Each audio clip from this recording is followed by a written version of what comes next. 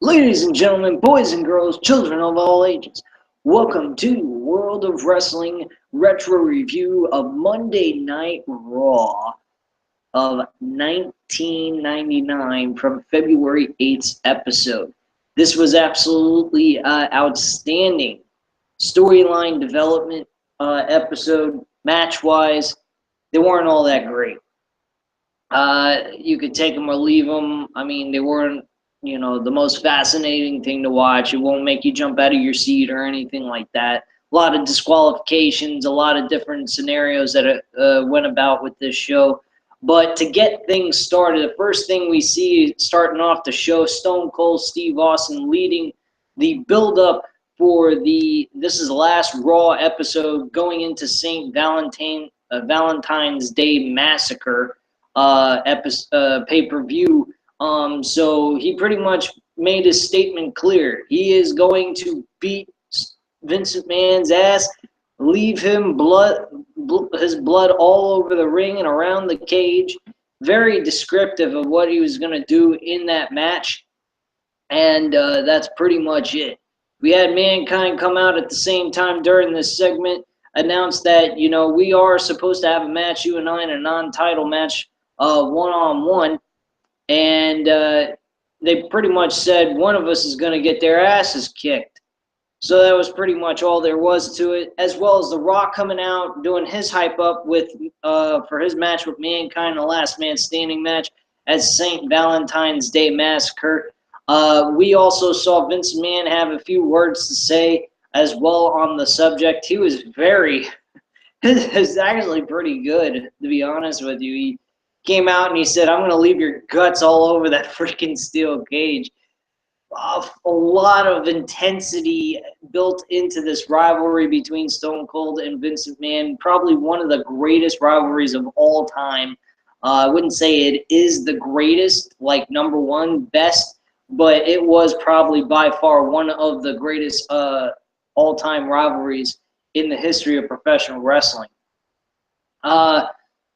From there, we actually did get a match at that point.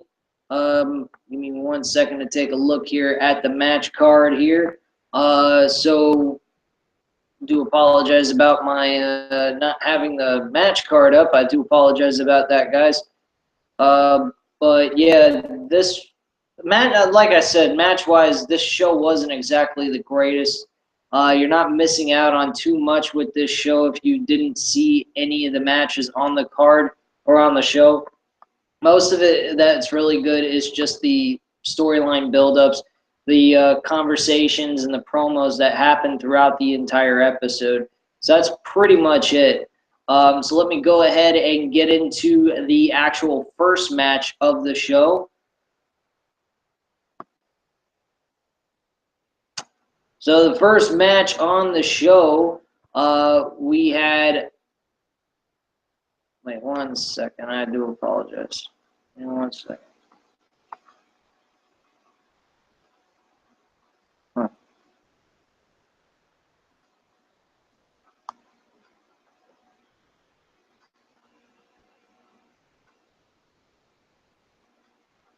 I'm sorry, guys. It's just that this thing seems a little out of whack.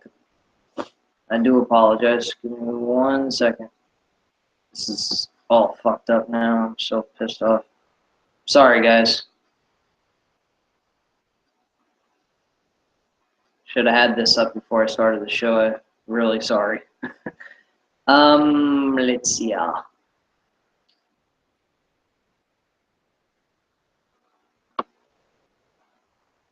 All right. So our very first match of the night, we had D'Lo Brown versus Jeff Jarrett one-on-one in a match. This match didn't even really last that long. D'Lo Brown did pick up the victory over Jeff Jarrett in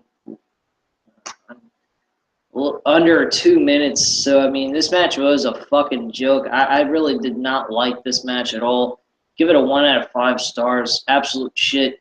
Before we get into Gilbert versus Goldust, we also had a segment where Val Venus came out. We also got to see Val Venus get it on with Ken Shamrock's sister. in this. So they didn't actually show them getting it on, but you get the idea of what they were sending a message that, you know, they were getting it on and what have you. So we go ahead.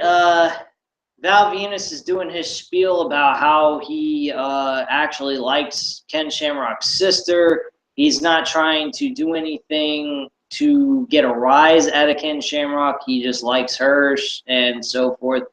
Ken Shamrock comes out, beat the fucking hell out of Val Venus, and from there, the referees tried to stop him. He beat the hell out of them as well. So, I mean, he really tore up the referees. Later on in the show, you actually find out that the lead head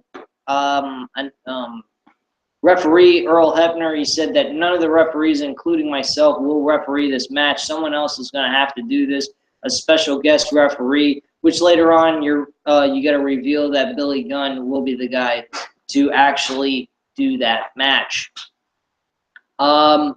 Besides that, we also we got a segment with the D-Generation X, and DX pretty much went about their whole business on each one of the matches that they're going to be involved with the pay-per-view of St. Valentine's Day Massacre. And each one of them did a pretty decent promo, not too bad, not too shabby. I wasn't dissatisfied with this at all. And some really good stuff. So, you know, Al Snow, he's facing Ken Shamrock, or not Ken Shamrock, what am I talking about? Al Snow is facing Road Dogg. Triple H is facing China. And then you got X-Pac going up against Shane McMahon for the European Championship. So each one of them had a really good portion. And then Billy Gunn came out and he said his deal and what he's going to do at the pay-per-view. Since he had nothing to do, he announced himself that he'd like to referee the match between Val Venus and Ken Shamrock for the IC title. Next thing we had on the card was Gillberg versus Goldust, and Gillberg picked up the victory. He was 0-2, and then he picked up his first victory over Goldust thanks to a distraction by the Blue Meanie, or what he's called in WWE at that point in time, the Blue Dust, which was fucking retarded. I have no idea what the fuck they were thinking in that one, but whatever. Mankind faced Stone Cold Steve Austin in a no contest in this one. This match didn't go nowhere. Vince McMahon was a special guest referee for this match, and he pretty much set himself up for a booby trap, I guess you could say, or being trapped with this scenario. Steve Austin couldn't strike Vince McMahon, or he wouldn't be able to face Vince McMahon the pay-per-view. So he had Mankind use Mr. Sacco to gouge down his throat and choke him half to death. At that point, Mankind and Stone Cold, they pretty much laughed their asses off. They didn't want to kick each other's ass. Vince McMahon was telling them, I wanted to see eye gouging, pretty much no disqualifications, to get to the point where he just wanted them to act like complete animals to weaken each one of them up. So, of course, they weren't going to buy into that, and that's pretty much it. From there, Vince McMahon did make an announcement that the corporation would face Steve Austin in a one-on-one match, or not a one-on-one match, but an actual gauntlet match that would lead into the main event. From there, we had the Godfather, going one-on-one with Viscera. This match didn't last too long. Midian actually was on the mic to do some color commentary. He actually wasn't that bad. Sounded a little fucking insane, but he wasn't bad at all. So I was pretty impressed by this. And he pretty much displayed the dark, evil Undertaker gimmick that they had going on with the Dark Ministry pretty well. Very intriguing. Kind of a little bit scary, too, at the same time. He seemed kind of scary throughout the whole segment. The match itself, fucking garbage. Nothing important here. Only lasted a minute and 22 seconds. We also got to see Al Snow on the show. He came out and he said, I want to face you, Road Dogg, one-on-one tonight in a hardcore match for that championship. Why wait till the pay-per-view? So nobody shows up. He also offered a match with somebody else. Nobody offered to take upon that challenge. And he just decided, what the fuck, I'll just have a match with myself. And he had a hardcore match with himself till Hardcore Holly came out trying to restrain him. And Hardcore Holly just pretty much beat the hell out of him once he couldn't get through to him. That was a pretty sick segment. Pretty fucking insane. X-Pac defeated Kane one-on-one in a DQ. China got involved in the match. Tried to pretty much beat his ass, of course, and then they did. The Rock facing Steve Blackman. This was actually quite interesting. This seemed like to be the point where The Rock was starting to get the audience's attention. They were chanting for The Rock. He's a heel at this point. They're chanting Rocky, Rocky, all that kind of stuff. And it just was the signs of things to come in the next couple of months leading into my reviews. You're definitely going to see a change. If you're not familiar with this, you're now familiar with it now. So that's pretty much it. Match itself wasn't all that bad, average at best. The Rock picks up the victory with the people's elbow, and that's about all there is to this match. The Corporation faced Stone Cold Steve Austin. As I said, it was a gauntlet match. Steve Austin defeated Ken Shamrock, Test, Kane, China, and the Big Boss Man, all by DQs because they did not want Steve Austin to pick up the victory in this case. After that, Big Boss Man took out his nightstick, started beating the hell out of Stone Cold Steve Austin, knocked him unconscious, and Vince McMahon picked up the 1, 2, 3.